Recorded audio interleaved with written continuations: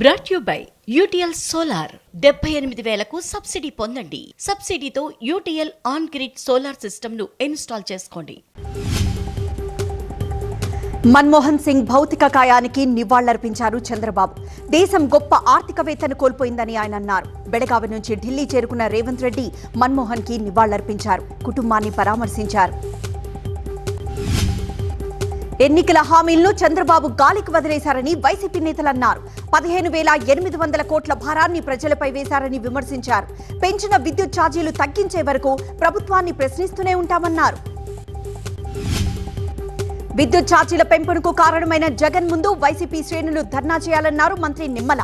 ఛార్జీలను పెంచాలని ఈఆర్సీకి సిఫార్సు జగనే చేశారన్నారు. గత సర్కార్ పాపాలు రాష్ట్రాన్ని వేధిస్తున్నా అన్నారు. కూటమి ప్రభుత్వం ప్రజలపై 1,600 కోట్ల రూపాయల విద్యుత్ భారం మోపడం దారుణమని సిపిఎం రాష్ట్ర కార్యదర్శి శ్రీనివాసరావు అన్నారు. గతంలో స్మార్ట్ మీటర్లు ధ్వంసం చేస్తామని చెప్పిన లోకేష్ అవే మీటర్లు పెట్టాలని చెప్పడం సిగ్గుచేటన్నారు. కేటీఆర్ వేసిన క్వాష్ పిటిషన్ పై హైకోర్టు విచారించింది. కౌంటర్ దాఖలుకు సర్కార్ సమయం కోరడంతో విచారణను మంగళవారానికి వాయిదా వేసింది హైకోర్టు. అప్పటి వరకు కేటీఆర్ ను అరెస్ట్ చేయొద్దని ఆదేశాలు జారీ చేసింది.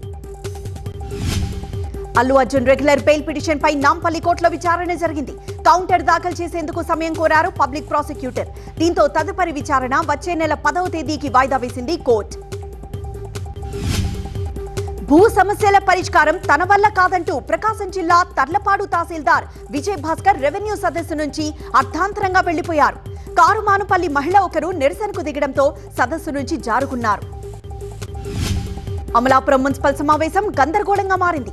మున్సిపల్ ఆస్తులను అవినీతి కాంట్రాక్టర్ కి కట్టిబెడుతున్నారని కూటమి కౌన్సిలర్లు ఆందోళన చేశారు. కాంట్రాక్టర్ ఫుడ్ కోర్ట్ కి సబ్లీజ్ కి ఇవ్వడంపై ఆగ్రహించారు. Brought you by UTL solar 78,000కు సబ్సిడీ పొందండి. సబ్సిడీతో UTL on grid solar system ను ఇన్స్టాల్ చేసుకోండి.